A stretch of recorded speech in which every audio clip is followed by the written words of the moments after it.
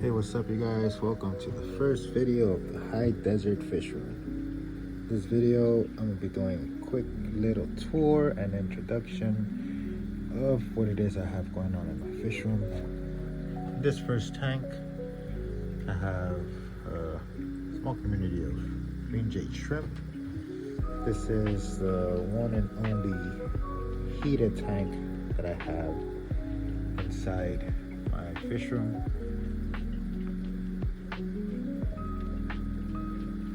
Alongside the green jades, I have a few mollies. Most of them were bred here in the high desert, but the temperature's dropping and all of that,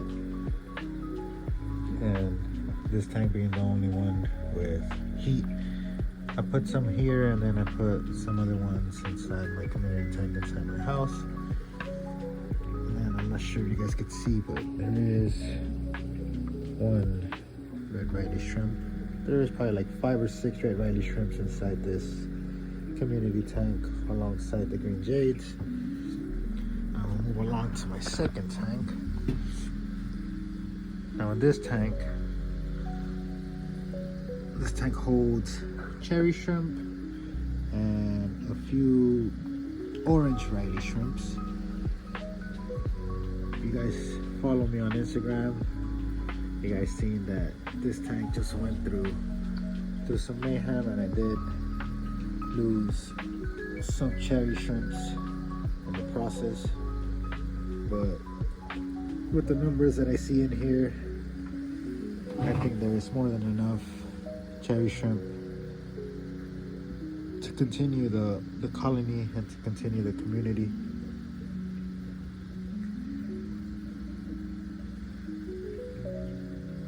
Moving on to my third tank.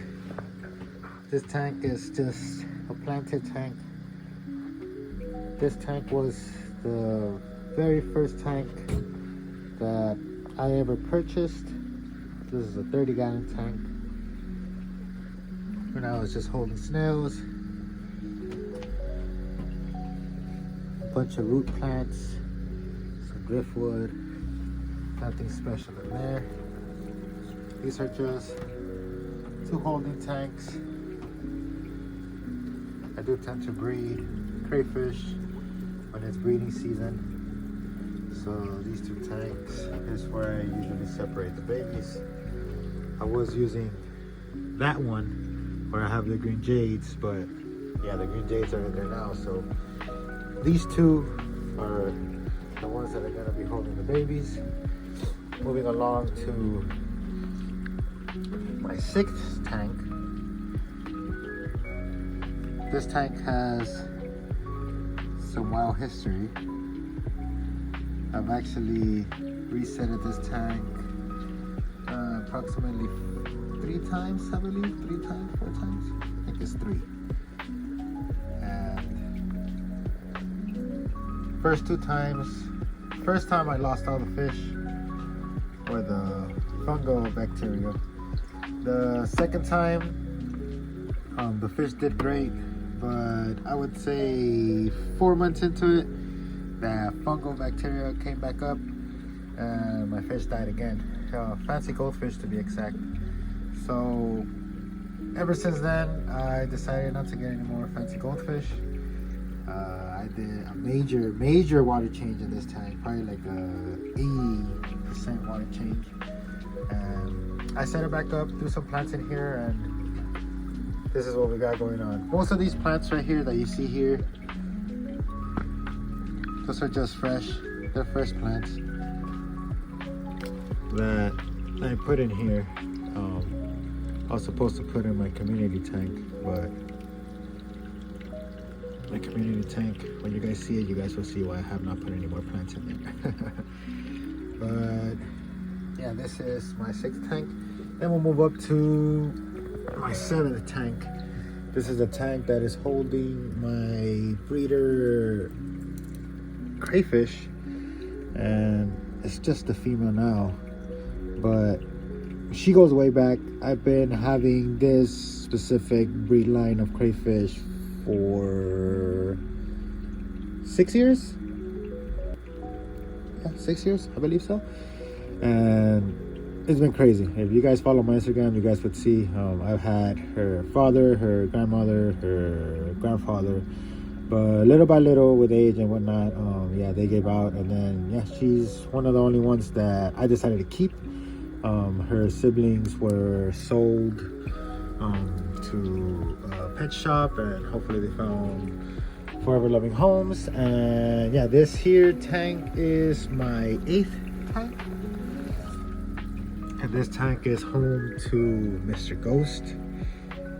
You can see he's a big boy now.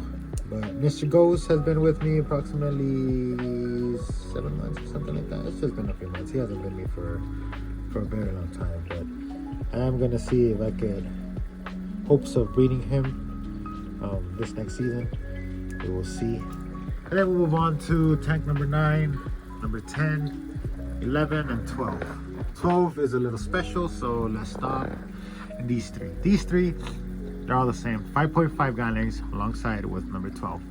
But these tanks were just project tanks. These tanks were basically holding tanks for whenever I had small crayfish that would come off on the batches and whatnot. I would separate them here just so they won't munch on each other. This tank actually had some of my favorite koi females that unfortunately due to the weather I had to rehome them. I took them back to where I work and I put them in cups, and then hopefully they went to forever loving homes. So this tank is empty. This tank looks empty, but this tank is actually one of my test runs for orange mandarin shrimps. I don't know if you guys could see any orange mandarins. Let me see if we could stir some up real quick. See if this works. I know that there is a nice community of mandarins in here, but oh, there they go. They're running all over the back right now. Oh, that log has a nice set of holes, but I swear I just seen some mandarins. Oh, there's one right there. But yeah, this one has a nice, very nice community of orange mandarin shrimps. There's no heater in this tank, so yeah, this was just a test run just to see if the mandarin shrimp would survive the cold temperatures. Since I live in the high desert in Victorville, temperatures get extremely cold here. So far the community tank is doing nice. It's doing really nice.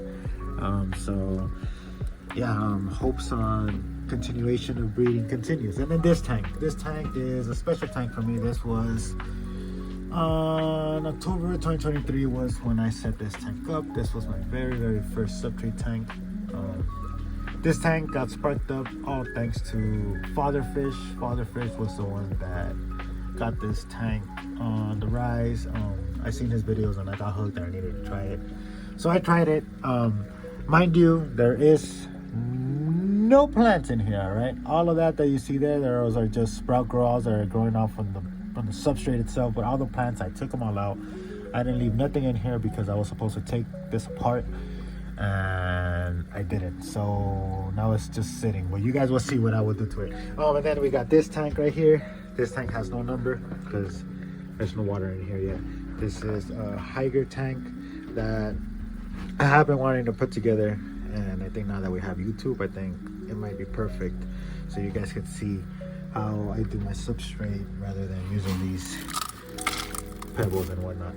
But yeah, we move on to tank number 13. This is the tank where I had the mollies. This is where I was breeding my mollies. Right now it's completely empty. There's probably some snails and a few plants and whatnot, but nothing fancy. And then we have this. This is my 55-gallon pond tank where I have my koi. Feel free, count out how many kois are in there, and don't forget to include Mr. Dojo. But this is the quick tour of my fish room. I am planning on doing individual little videos to talk a little bit more in depth with with my tanks. But yeah, thank you guys for watching. Hope you guys enjoyed. Don't forget to follow, to subscribe to the channel for more. I will have a lot more content coming. This is not just a hobby for me. This is my lifestyle. This is what I do. And I hope you guys come along with me on my journey. We're gonna grow together and hopefully grow as big as these dudes. When I grabbed them, they were all like 2.5 inches, and yeah, look at them now. I love them. All right, hope you guys enjoyed. Peace.